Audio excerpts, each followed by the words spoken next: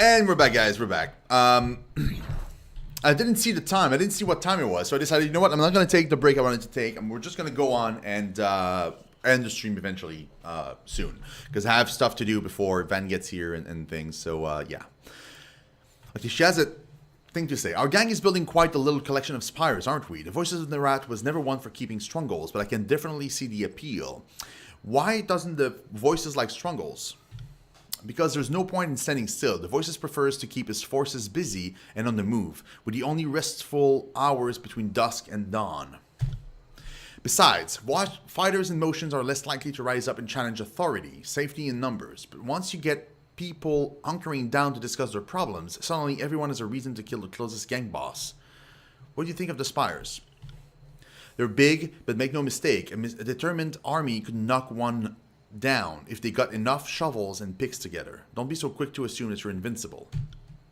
As to what they are, I try not to ask those sort of questions. Okay. What do you need? That's enough. We'll talk later. Cool. Alright, let's go, guys. Let's do it. Right. Okay, so we need to go to Hunter's Respite. So it's pretty far, but not too far. Not far from the main trade road south towards Stalwart, but removed from most of the territory staked out by the disfavored Legion and Chorus gangs, this wooded glade has become a popular resting location for caravans since the invasion of Karras' force.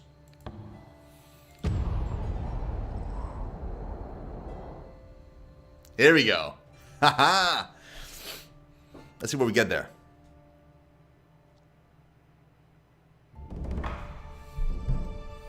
Oh, it's a small area again. Seems pretty small, even. Sorry, I can't. Wait. Why are you here?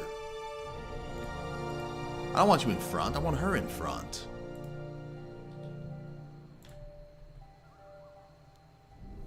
A tall, thin man in bronze and leather scrutinizes your approach, hand on the hilt of his blade. Lydian's Crossing. Cario, that's far enough, stranger. Oi, Crocus, we've got company. His voice comes out low and rough, a tears-accented growl. A massive man answers the lookout's cry, his approach marked by a pronounced swagger. Crocus rests a massive axe on one broad shoulder. His hair seems to have migrated largely from his scalp to his chin, and the veins at his temples stand out against his deeply tanned skin. Besides Cario here, I've got an entire squad behind me, experienced warriors and all, so I'm left wondering, who the fuck are you?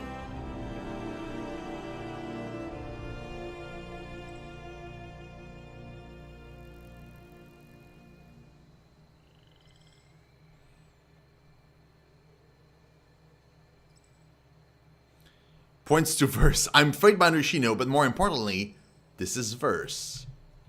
I'm about to adjudicate your head open. Justice for my Fury sisters. She grins hungrily. Oh shit. To arms, to arms! The mercenary blinks rapidly as recollection sets in. Look at that. Future. Okay. Let's do this. Let's do this proper. Okay.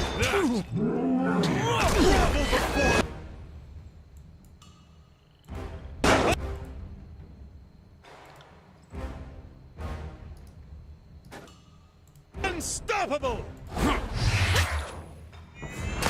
Oh, come on! As if I can't move from there. This is ridiculous.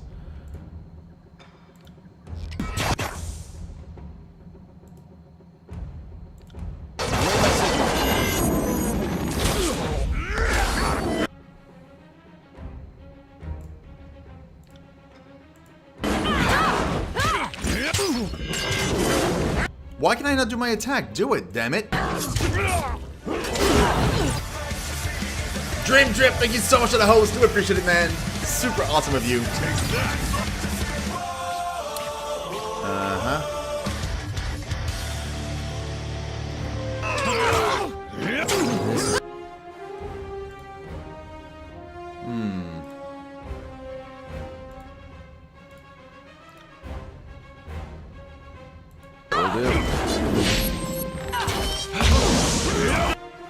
Uh-oh.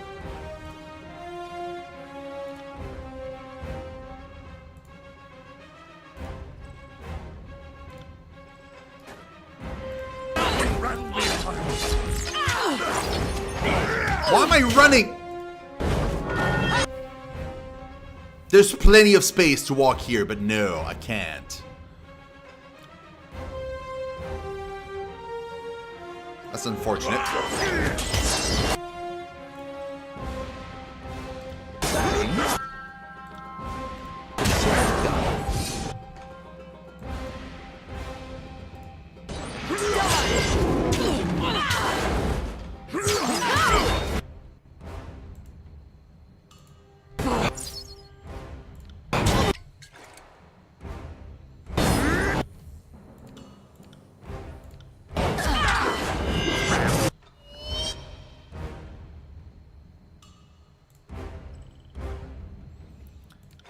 Grave digger, who are you?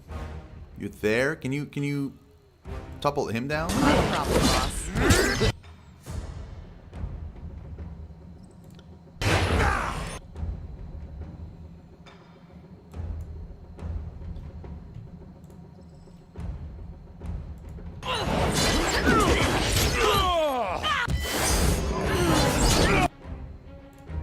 Shit, I'm dead.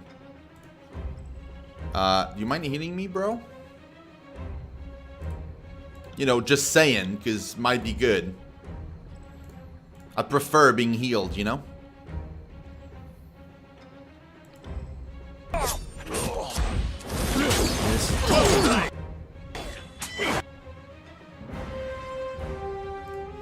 Do I have a, I have reputation abilities, that's right. Drain stuff from foes, elemental shields. No, that's not gonna help me. Oh. Terrified affliction. Let's do that. Okay, he's terrified now.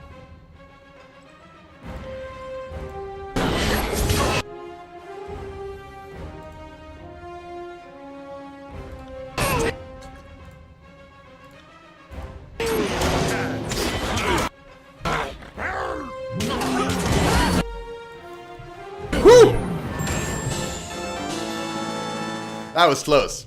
That was super close.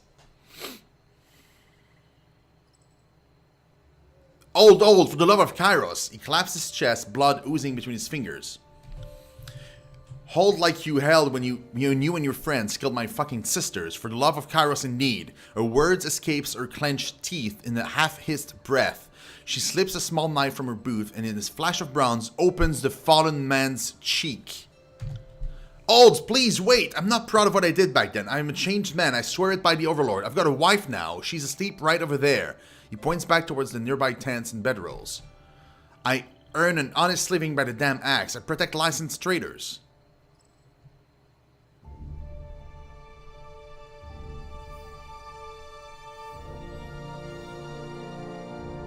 You're not proud. You've been boasting about it all over Avon. What?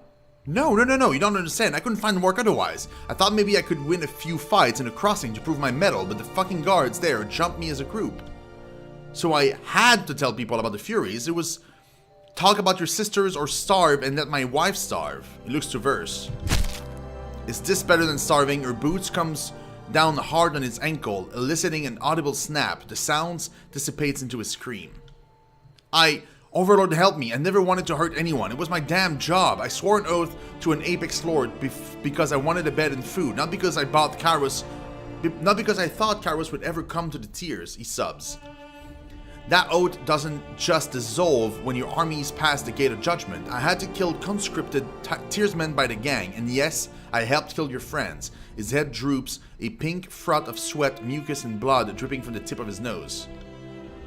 Not friends, asshole. Sisters. Sisters, then. It wasn't my idea. Katorius had the location. Sick bastard wanted to cook them with his flames. Irissa, she wanted to hunt Furies. Wanted a head on a pike. She could wave at her enemies before battle. I was just there following orders. You said Katorius cooked people? I never actually saw him eat anyone, but I'm sure he did. You could see it in his eyes when he looked at you. That hunger. He was a sage, so maybe that explains it. Overlord knows what those scroll fuckers do in their libraries. Certainly not cannibalism, and copulating with scrolls has been frowned upon for centuries. Okay. We took one of you alive, you know? What? What the fuck are you talking about? Her eyes widen. After you disappeared, we realized that one of your Furies was still alive. The big bald one. Katorius took her. Never saw her after. He's silenced by Verse's fist. Liar! She punches him again and again. Where is Katorius now?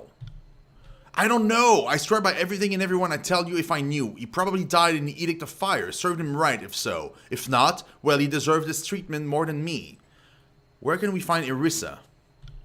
After that Fatebinder killed the Queen, Irissa's will to fight only intensified. The crazy bitch couldn't lay down her spear.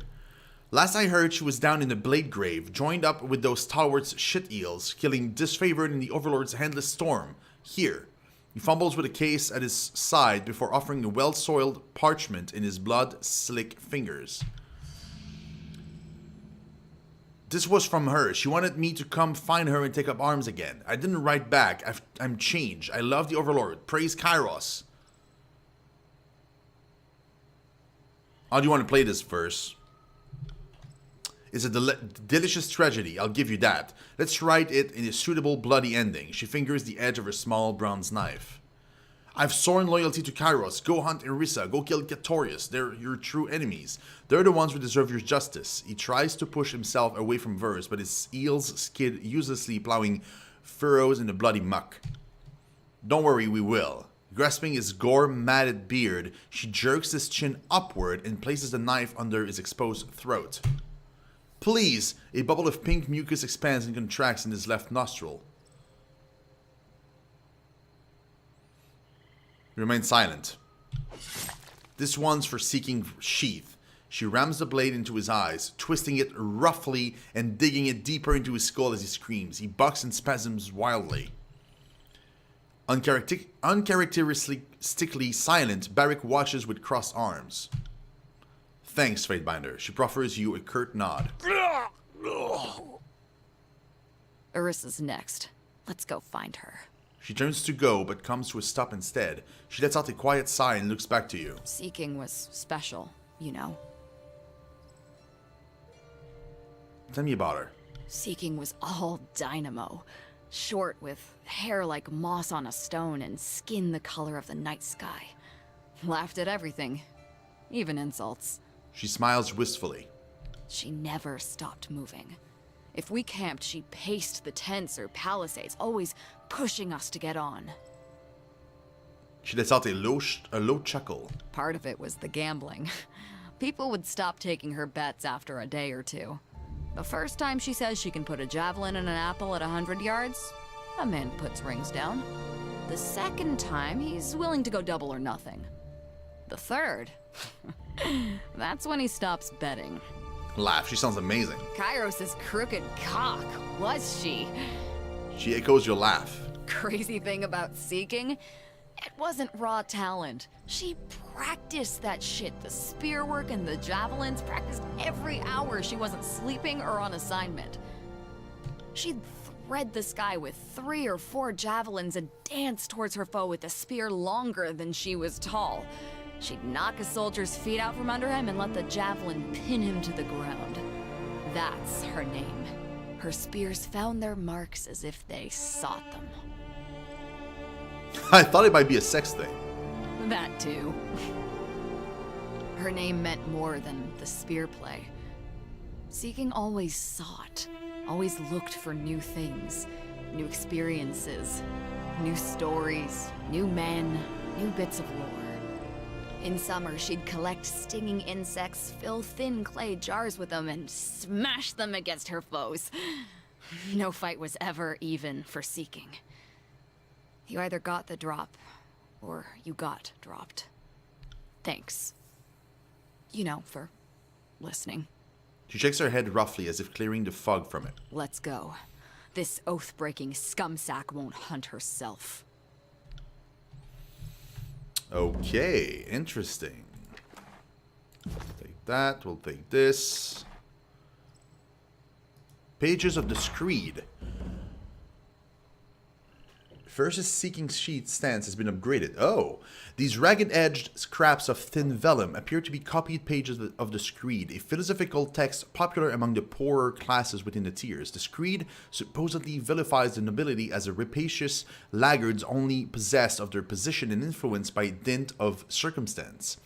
Worse than honest criminals and to be resisted at every opportunity. Only a handful of people could actually read the Screed, most recited it by approximate memory from someone else, and over the years, dozens of variations of the Screed appeared, each with their own idiosyncratic rants regarding whichever acts the particular author wished to grind.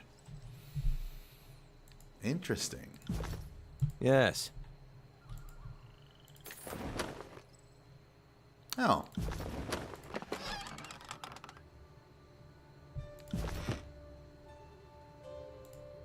A young woman lies on the bedroll. Her breathing is slow and steady. Oh shit. Verse peers down on the sleeping girl, whose tightly curled hair is strewn haphazardly about her caramel brown features. She drops to a knee, checking over Crocus's captive. The girl's eyes flutter open, staring blankly, the pupils reducing her cloudy brown irises to thin rings. Pistoia, father, where's father? Her eyes close again, and her muscles remain entirely limp. Aza's daughter, what do you think? Verse lays her down gently, then stands up, looking to you. Smother her? Oh god, no. We'll leave her some supplies, enough to get her back to the crossing. Verse nods, and the two of you sets a few skins of water and some dry rations near the girl's prone form. There's fruit and grain in the cart too, and cloth to carry it, assuming she has any appetite after seeing the slaughter. Let's go for it, Banner. I'm sick of this place.